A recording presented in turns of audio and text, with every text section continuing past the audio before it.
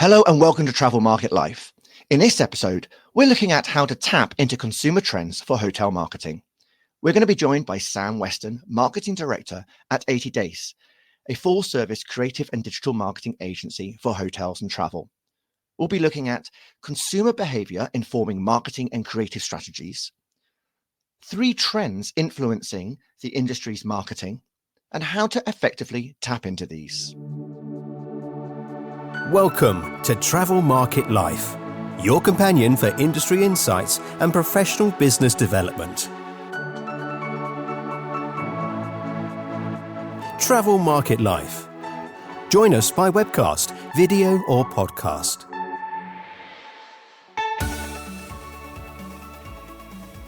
Hey Sam, thanks ever so much for joining us today to look into some of these emerging trends that are really impacting how hotels should look at their marketing and strategies.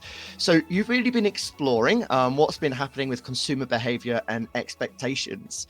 How is this informing you about how marketing and creative strategies should be adapted today? First of all, great to be here, Ryan. Thanks a lot for inviting me along. And it's a good question to kick things off. I think what we're really seeing is actually quite a bit of variation within the different markets, first and foremost. And I think there's not really a universal pattern amongst travelers today, sort of globally. So some of the examples of some of the variations that we're kind of seeing, it's been a pretty flat start to the year, I'd say. It's fair to say for UK hoteliers, for 4- and 5-star hoteliers. But globally, it's a bit more of a positive picture. So we're seeing kind of revenue and transactions up for 5 stars, certainly. Different levels of purchasing confidence coming into play, different levels of disposable income, currency fluctuations, all of these things having their impact. And we're seeing things like rural properties slightly outperforming urban properties. So quite possibly due to this, the slight flattening of corporate travel versus leisure bookings, being still being a relatively buoyant market. And one of the other kind of big things that we're seeing and behavior changes that we're seeing within the last year is the kind of flattening of mobile as well as a traffic source. So it's still absolutely the largest driver of traffic for a hotel website, but in terms of revenue, it's starting to flatten, even sort of tail off a little bit. I guess that's a saturation point, isn't it? Really, everybody and the mother has got a smartphone now. I was going to say it would have to plateau at some point, wouldn't it? Yeah. And I think it's particularly interesting when I look at some of those numbers to see how strong desktop remains. And perhaps that's an indication as to when and where we book our holidays. Is it during work time? Well, I think it comes to what you're booking, right? Yeah, if you're booking your main big holiday, then I know that I'll get it in the neck if I get it wrong. So yeah, I generally tend to book my bigger holidays on desktop, but maybe I'll book a stay for a conference or something like that on mobile because it's less important if I get that one wrong, maybe. But yeah, it's definitely a sort of trend we're seeing, and whereas before we would have said mobile first, that's the way forward. I think now it's about trying to make sure you get the best from both desktop and mobile, and making sure that you're designing with that in mind. Now, you started the answer really talking about the challenges that the industry is facing this year. And that's really surprising because, I would almost see that there was, I would have thought that we would have some sort of, a normalization post-pandemic. But it seems that since pandemic, pivot been a big word. We've had to constantly shift and change shape with what we're doing. UK, obviously, 2022, remarkably sunny, wonderful year. Last year, drenched throughout. It really impacted the performance of hotels and tourist destinations in the UK. That's particularly driven travel abroad for a lot of British people for 2024. And I definitely know that 2025 bookings are looking particularly strong. So that means, I guess, hoteliers need to really be responding to a lot of these things. And as you mentioned, that rural seems to be stronger than city. Yet I know that weather is having a big impact on people's decision and when they're booking and how late they're leaving it almost to book. Yeah, definitely. It's all affecting lead times. And I mean, if we could control the weather, we'd be in a much better place. But unfortunately, I mean, I'm based in Scotland as well, so I know it more than most even. I think that that weather can have a pretty damaging effect on bookings. So I think really just in terms of how to change approach and look at what you can do to try and counter some of these challenges. Actually, I think a lot of it's going back to the basics and looking at your brand and your positioning, because it's such a competitive marketplace now, even with all the challenges, there are new hotels opening all the time. So I think having that kind of crystal clear understanding of your positioning and what makes you distinctive and unique within the marketplace is probably just as important, if not more important than it ever has been before. And I think actually, when we look at some of the trends affecting the industry and some of the tools out there, things like AI, which would absolutely advocate and the value of these for some of the back office operational side of things. I think marketers using these tools can actually cause us a bit of a challenge, really, because I think there's a bit of a risk of us getting lost in the noise if we're all using the same tools and all using the same kind of tricks to try and stand out. I think there's that risk we could get kind of lost in a sea of sameness. So I think that's where really strong creative can stand out to try and be distinctive. If everybody's going one way, then try going the other.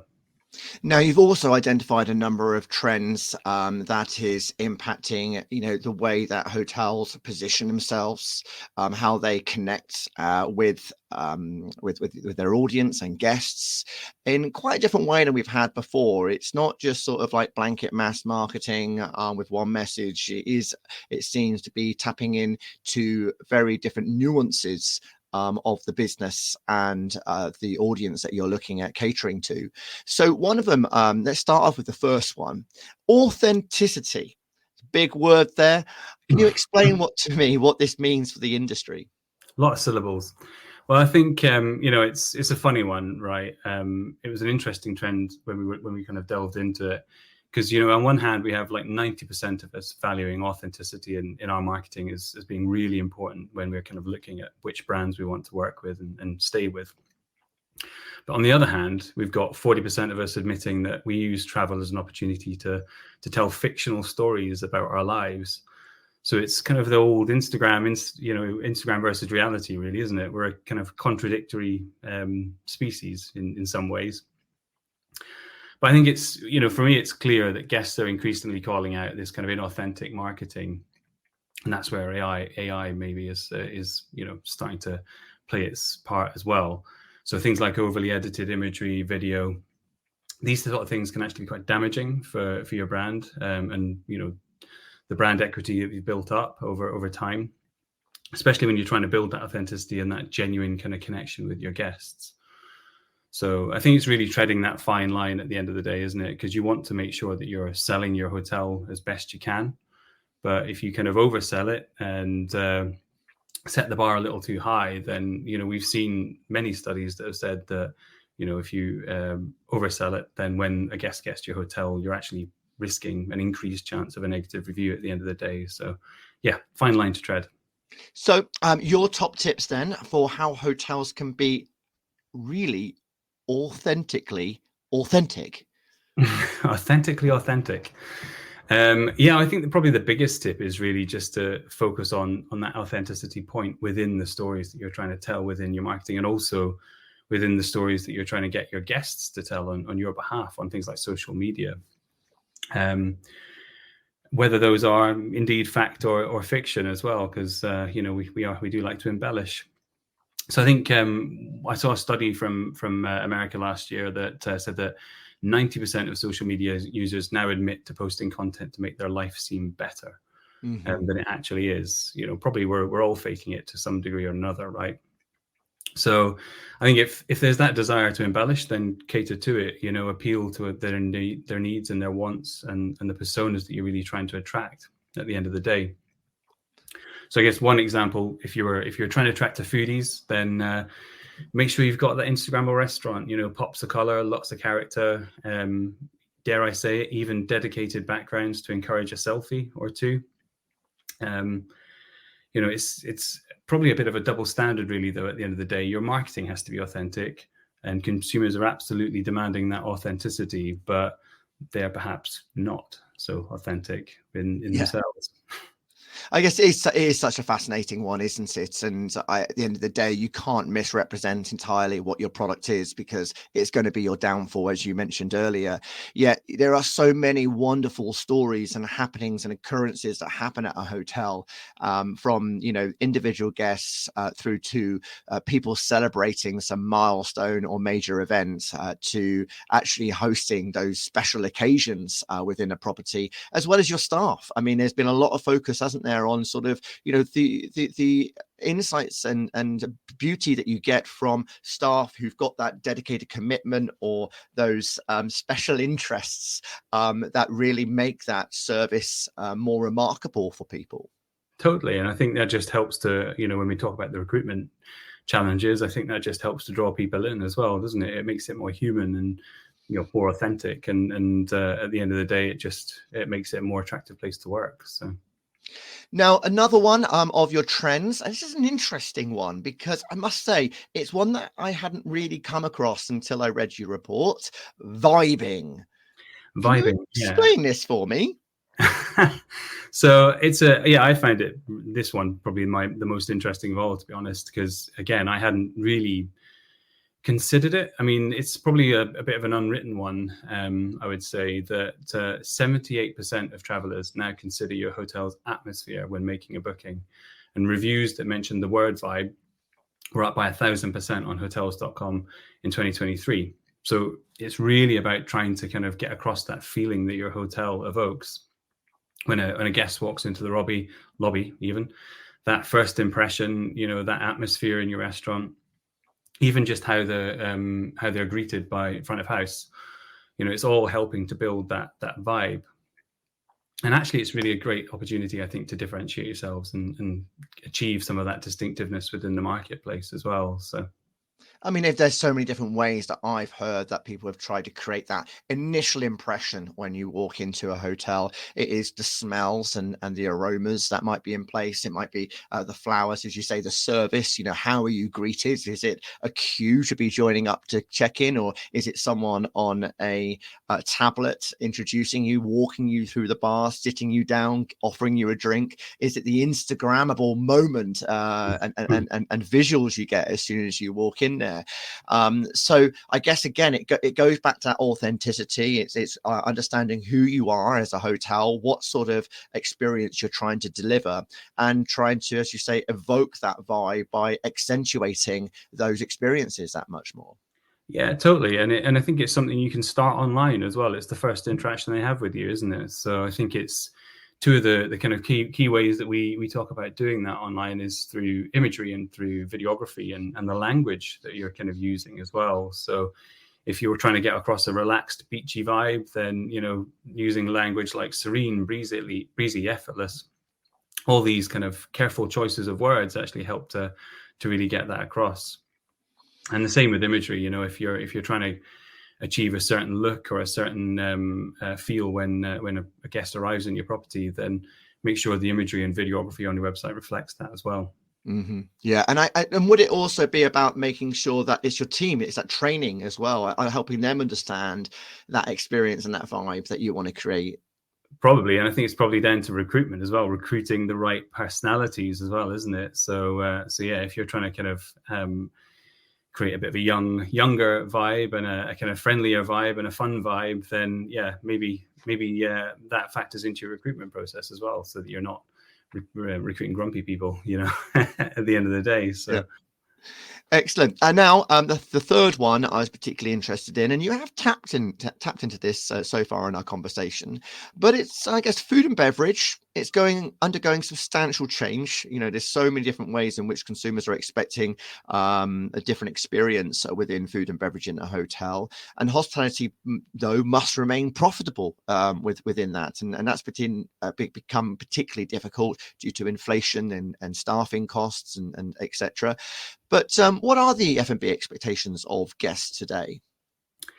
I think ultimately they're not just looking for a standard hotel restaurant. I don't think it's a box check exercise anymore to say, does my hotel have a restaurant? Yes, then that's enough. I think they're looking for more of an experiential approach. I think they're looking for more thought being put into the offering.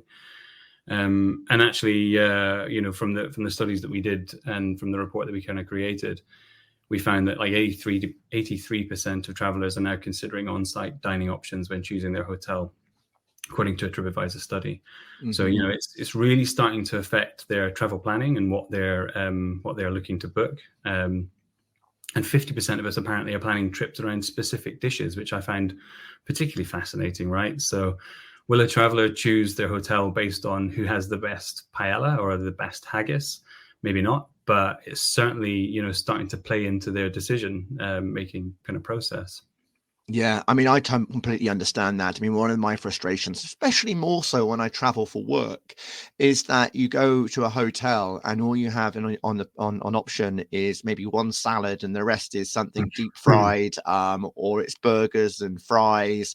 Yeah. No real range of healthy options on there, and so many of us are much more conscious of this nowadays, particularly with the wellness side of guests' expectations. Look at the growth of veganism and vegetarians as well. I mean, there's a huge amount of traction there, and thankfully it's an area where they're better catered for now. Because I was a vegetarian until I was 18, and I remember endless eggs in restaurants. That was about all you could get back in the day. So it's nice to see that it's moved forward. Yeah, absolutely. And say people, hotels are much more focusing on either their local cuisine, what they can source locally, or actually going above and beyond and providing a completely different culinary experience. So what advice do you give to hotels to really show and demonstrate that strong F&B offering as part of this marketing? Well, I think first and foremost, I think it's really about doing things a bit differently, isn't it? I think any way you can make your experience different to another restaurant on their doorstep. And I think this is especially true for city hotels, right, where the choice is potentially huge, especially in cities like Edinburgh and London, where, there's an endless opportunity to leave the hotel and go and dine elsewhere. I think probably one of the best examples we've seen is from one of our clients' exclusive collection. And one of their chefs won MasterChef last year, the professionals last year. Oh, so I know they were quite lucky with that, I guess. But yeah. In Q1, they set him up as a head chef at their Camellia restaurant at South Lodge, serving a menu inspired by his time on the show. And I mean, table bookings just sold out really, really quickly, and they quickly set up a dine and stay up package as well, so they could drive some room revenue off the back of it. So I think it's just. Not everyone's going to have a MasterChef winner in their back pocket, right? But focusing on what makes your offering unique and different is a good starting point. And if you don't have that yet, then get your thinking cap on. Wonderful. Sam, thank you very much for those insights into those three trends. And now when it comes to approaching their marketing, you are a specialist there with 80 days. And if people want to see the full details of the reports, look in the description and there will be a link there for you to be able to, look and read that report in more detail. But just cover off really for us how you help hotels. Sure. I mean, we do everything from brand creation right through to website creation, the marketing of the website when it's live through SEO, PPC, analytics and reporting, meta search. We do everything basically, and we're very lucky that we've been working with hotels for over 20 years now. So wonderful. Well, thank you ever so much for joining me today. Absolute pleasure. Really enjoyed it. Thanks a lot, Ryan. Sam Weston, Marketing Director at 80 Days, looking into how we tap into consumer trends for hotel marketing. And this is also part of a wider discussion if you check out the June edition of Hospitality Review. Also, why not tap into the Sophia Montaner Hotelier's Voice episode, where we look at the evolution of marketing in recent years, as well as a Richard Colley interview looking at drip pricing and the impact that will have on hotels around legalities and regulation. My name's Ryan Haynes. I'm your host. Thanks ever so much for listening. Ciao for now. For more, go to Travel Market Life. The music sensation by Zach Nelson is reproduced under license from Storyblocks. Travel Market Life is a Haynes Marcoms digital marketing agency production, serving the travel and technology industries.